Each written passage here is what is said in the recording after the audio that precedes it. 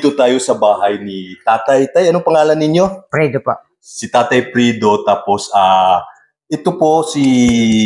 Ano pong pangalan ng... Maria Pip. Anak po ninyo sa Tay? Opo.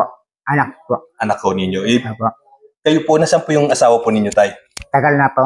Matay na po. Sa kabilang buhay na po yung asawa po ninyo. Bali, kayong dalawa na lang po yung magkasama. Opo. Ano yung sobrang iniwanan ng asawa. Oho. Ako nag-alaga nito hanggang ako siyang 22 years. 22 years old na po siya. Opo. So, itong anak po ninyo, ang pangalan niya ay? Anong pangalan niya, Tay? Maria Fe. Maria Fe. Ano apelyido po ninyo, Tay? Anos po. Honest? Anos. So, si Sir Anos at kanyang anak na si Maria Fe. Yung anak niya ay special child, so single parent po siya.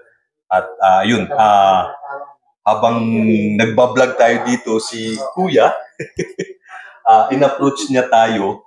Ayun si Kuya, nandito sa labas. si Kuya Amon. In-approach na tayo kung pwede nga pong matulungan natin si Tatay Anos po. Tatay Anos, no? Sila, kung pwede dating matulungan sa pangangailangan nilang pang-araw. Tay, ano po yung trabaho ko ninyo, Tay? Anong pinagkakakitaan ninyo? Dati, pedicab driver po. Pedicab driver sa Sapote. Opo. Tapos, narelocate to kayo dito sa pabahay ng gobyerno. Opo.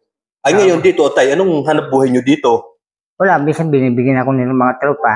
Ng pagkain. Tapos may binibigyan ako ng pera. Yung bibili ko ng... Ayun yung pagkain bibili ho ninyo. Opo. So, bali yung mga kapitbahay nyo dito, sila po yung nagtutulong-tulong para bigyan ho kayo doon sa pangangailangan nyo pang araw-araw.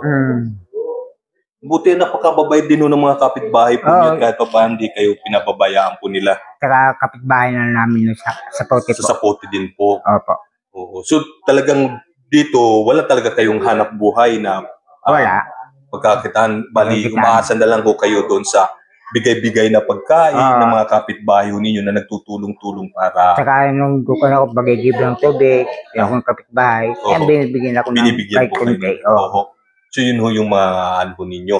Para may pang-araw-araw ang pagkain. Pambili ng pagkain po ninyo. Ilan taon na kayo, Tay? 62 po. 62? Senior na rin pala kayo. Opo. So, ayun, Tay. Meron kasi kaming grupo, charity vlogger po siya.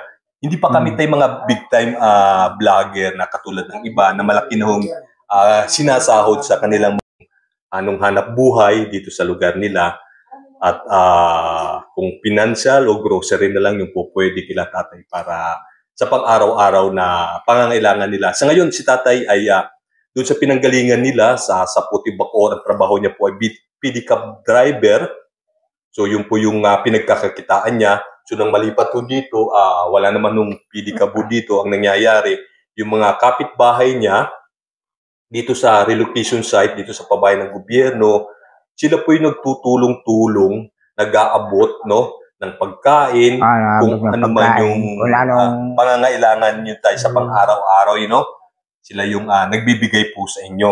Kasi dito, wala naman kayong hanap buhay, hindi naman kayo makapag-pedicab. So yung pedicab ninyo tayo, hindi nyo dinala rito o nakikipedicab din lang kayo doon? Nakipag-boundary lang ako doon. Boundary din lang? Pamangkin ko. Ayun lang yung isa din na Hindi ko madala Hindi nyo madala dito. Kasi hindi rin talaga sa inyo. Yung dito yung sariling yung pedicab, yung sidecar, di rin sa inyo. Okay, at saka si Ate, wala naman maliban doon. Wala naman kayo nararamdaman kasi namamanas si Ate yung paan niya. Ayan, namamanas. Ako po sa yung namamanas yung paan ni Ate Rosemary, ha? Nagkuha na ng soft drinks.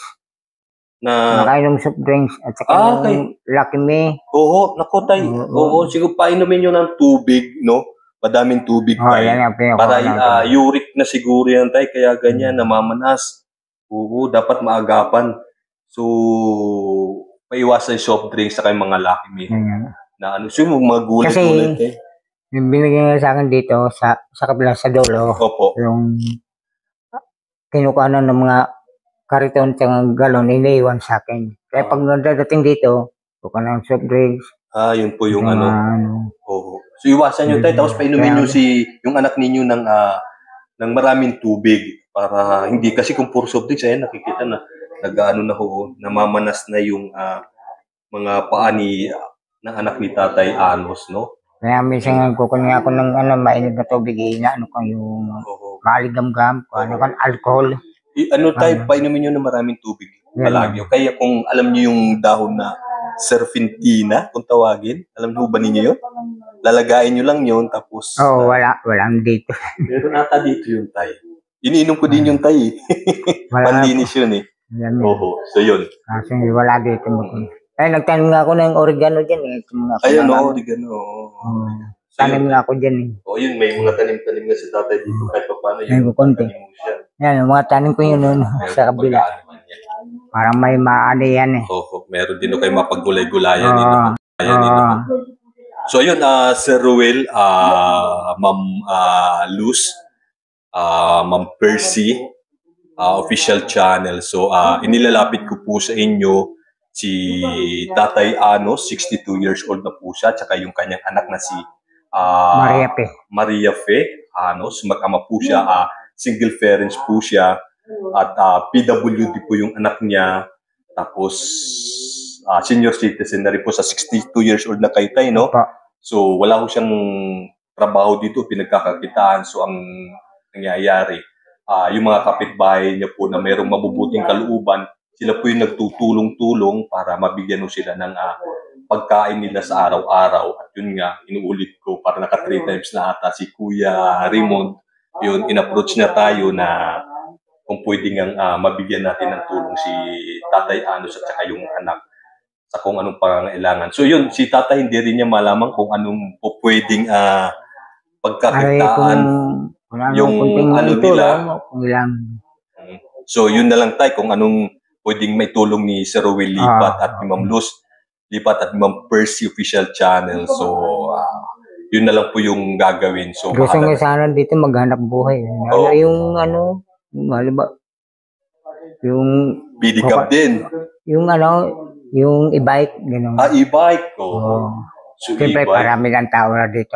Pagka madami. May atid hanggang doon sa... Tay, medyo pricey po yung e-bike. Hindi pa tayo kaya ng grupo na ibigay yun tayo. Okay lang yung e-bike. Ay kung magkanong itulong sa akin. Kung ano yung makakayanan ng team. Sige. Tayo. Okay. So, yun. Tatanggap ko na lang.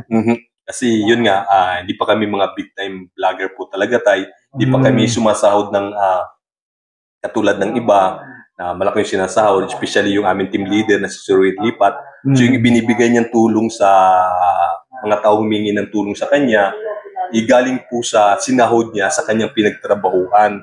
So yun, nagbibigay po siya doon ng pakonti-konti. Okay tayo, so yun, apat-apat lang po kayo. Iano po ito sa aming team leader, no? Itong video po ninyo to. Pagka halimbawa magbigay po sila, si Sir Ruel Lipat, ibabalik po ako dito sa inyo para ibigay kung ano man po yung assistant na makakayanan ng team, lalong-lalo na ni Sir Ruel Lipat at sa kanyang may bahay na si Ma'am Luz Lipat, no? Yun po yung dadaling ko po sa inyo, tay, ha? Okay, tay. So yun, tay. Maraming salamat, tay, sa tiwala po ninyo, tay. Salamat po sa inyo. Mayan po mahanap buhay niya po rito, mag-igib po. Ay, Sir Ruel, yung hanap buhay ni tatay, nag-iigib ng tubig sa mga ano niya. So siya yung nag-ano sa mga kapitbahay. Ito si Sir Raymond yung nag-approach sa atin na kung pwede nga natin matulungan si Tatay Frido Anos. So si Tatay Raymond naman, in-approach na tayo na kung pwede nga natin tulungan si Tatay na para sa sa pangangailangan nila pang araw-araw. So yun yung hanap buhay niya ngayon dito sa sa pabahay dito sa relocation site. So ayan, magigib na si Tatay para sa mga kapitbahay niya. Yan yung hanap buhay niya talaga ngayon. Buti na lang meron nang nagpapaigib doon ng tubig. So binibigyan-bigyan na lang si Tatay. Isa lang yung naghahakot. YouTube channel. Kami wala pa ho talaga, maliliit pa lang.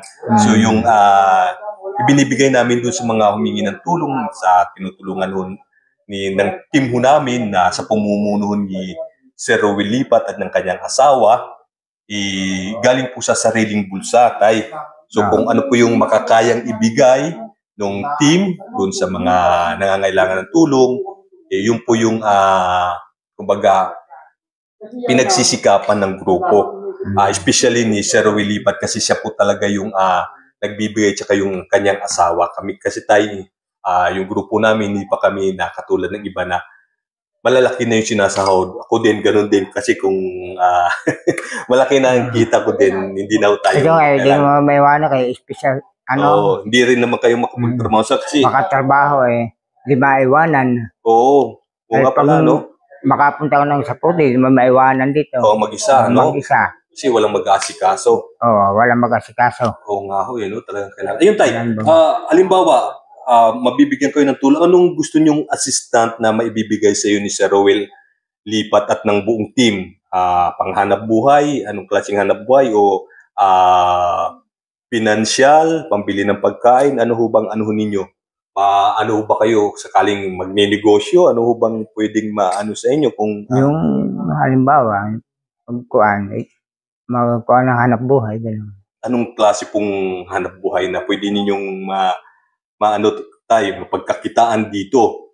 Para naman na sa ganun, meron kayo pagkakakitaan na dito din lang ho kayo sa bahay ho ninyo. Na sa ganun, hindi nyo maiiwan yung anak ninyo kasi special child nga si Miss Mary Rose, no? Anak ninyo pangalan. So, yun. Ano kaya yung pwede na tawag dito, magiging hanap buhay ho ninyo?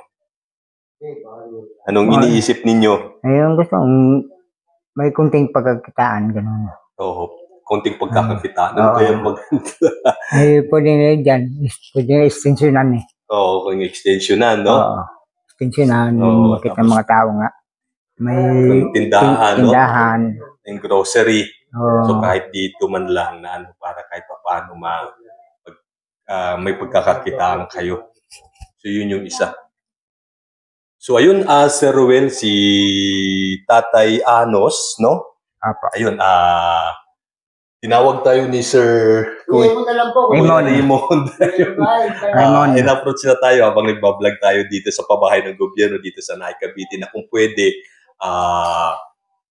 maano nga natin si Tatay Anos at saka yung kanyang anak, mabigyan ng tulong. Hindi ko alam kasi si Tatay hindi rin maisip kung